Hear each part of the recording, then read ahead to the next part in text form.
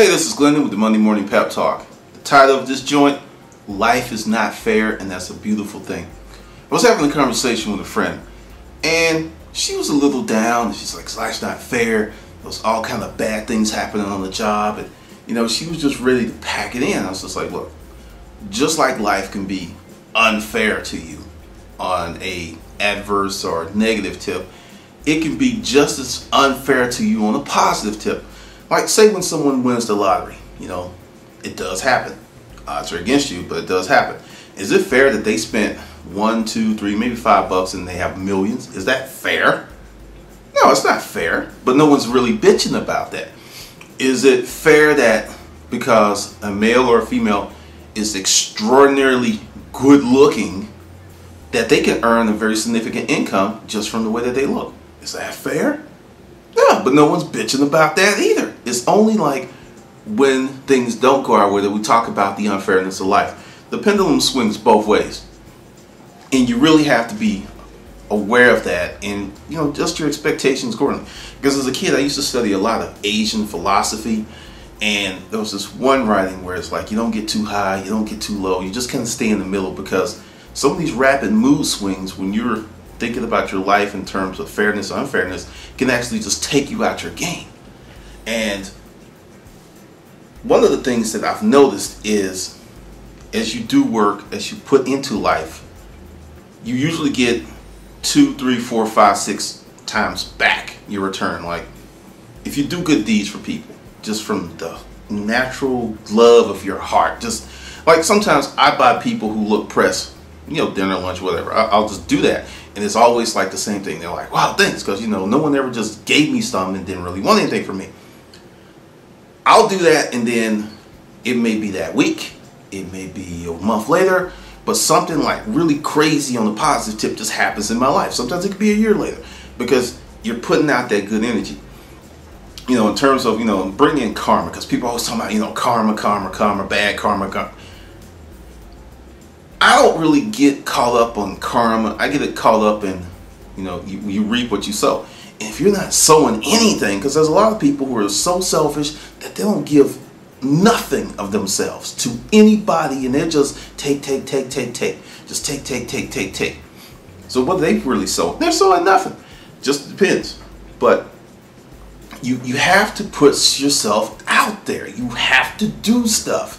And everyone is playing the little scared little bitch, like when it's just right, when the kids are older, when this happens, then I'm going to do what I want to do. That's bullshit.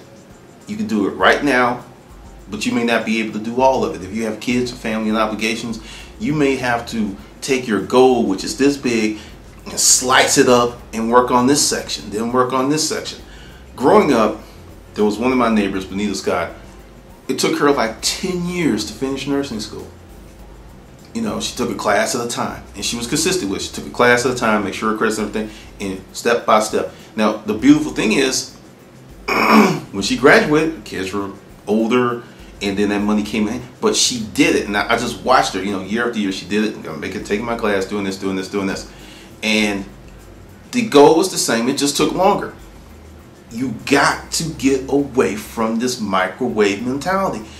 It took anywhere from 7 to 9 months for you to develop from an egg to the fetus to the infant. It took time, and that's one of the things that's killing me with some of you people who email me. You cannot do this stuff overnight. If you are lazy and uninitiated right now, and you're working on changing yourself, you're looking at a few years. Seriously, the 30-day fix. Yeah, it sounds wonderful. It sounds amazing. It's not reality. What's reality is, if you have a goal, dedication, integrity, and you really love yourself enough to keep doing this, that in 2 to 3 years, you're going to be a better person than you are now, but it's going to take time. And that's where, I'm segueing in. That's where, let's talk about unfairness. If you feel that a lot of unfair things happen to you, and I'm going to say, like, if your parents abuse you, or someone robs you, or someone beats you, or someone hits you and puts you in a state where you're disabled, you are a victim of some circumstances, okay? Those are horrible things. But as I go through the catalog of my mind of my friends and associates and people I know, the vast majority don't have shit like that happening to them. The vast majority. And here's a bigger trip. When I worked in the hospital, Northside Scottish Rite, Cobb General, I met people who were victims of these circumstances who had better attitudes than folks who were not going through that stuff. That's the ironic part, because that's one reason. Because people are like, yo, you're positive. No, I just know that my life could be worse. Even though my baddest day is still not as bad as my friend who passed from cancer. It's not as bad as that little kid who just lost her leg. It ain't even close to what they're going through. So I, in my opinion, try not to bitch and whine a lot. Because you know what I mean, I do it on occasion. But I try not to, because most of my life is good. It is so good. I get to do what I want. But I paid a cost. There's times during my business building phases I made no money. Wrote the first book, first year, made no money, lived on savings. And that is the cost. It's an opportunity of cost of chasing your dream. When you speak of unfairness, I really want you to peel back the layers of your life and look at what you're doing, because it may not be fair. You may just be doing the wrong shit.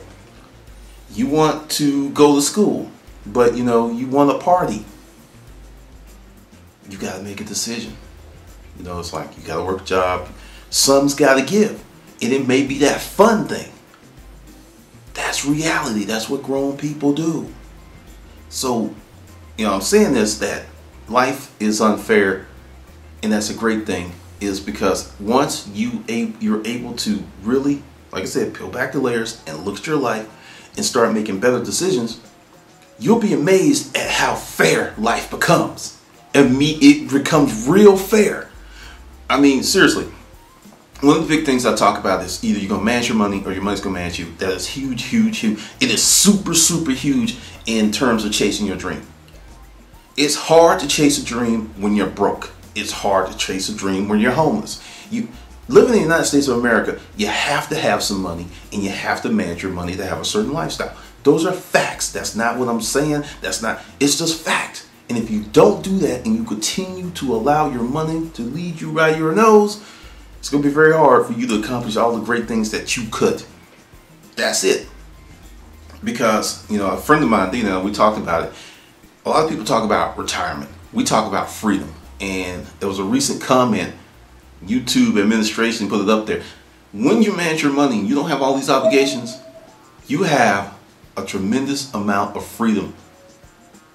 Like, seriously, when you don't just stack up your life with all these things that cost all this money that really don't make you happy. Because you know what makes you happy? People in your life, your family, good friends, hanging out with your people. And that stuff is often free. It doesn't cost a lot of money. That's just me. You could be different. But to get to a certain level of freedom, you have got to let go of certain things that are imprisoning you. And many of those things are, you're trying to fill holes in yourself by spending money or buying this stuff that really doesn't matter. Seriously. Because I'm serious, take some time and really ask yourself this question. This house, this car, this thing, is this really important in my life, and do I really need it? And have the courage, if the answer is no, to get rid of that shit. I'm serious. Because, people look at you differently when you had a certain lifestyle and you step down, because the thing is, hey, you're broke or bad times happen. You're not living that life. When in reality, sometimes people wake up and go, I don't need that. Like, honestly, I don't have a big place that I live in because it's just me. I don't need, at one point, I'll be honest, I did need that. Wow, you got that nice house, you got the big house. That's not so important to me anymore. I mean, honestly, for me to get a bigger place, it was like my family grows. That would make the sense. Or, the business grows. I do stuff with purpose. I do stuff with intent. I just don't like, I'm going to get a big house, just have a big house. If you see me in a big house, it's going to be more than my ass up in there. Because it just makes sense to me. I'm not hating on anyone that's like, hey, they had a dream, they want this big ass house, go for it. But I'm just saying, for me, in terms of happiness, and maybe for some of you, some of these things that you have are actually keeping you away from the happiness that you so desire, because you don't have the courage to let that shit go. I'm telling you. So to make your life fair, really see if you're being fair to yourself with the choices and the decisions that you're making on a daily basis. Because I'm telling you, I can promise you this. I can guarantee you, if you go ahead and really structure your life with what's important versus what's not important, and you get rid of the unimportant, your life is going to become remarkably fair. All right, this is Glendon with your Monday Morning Pep Talk.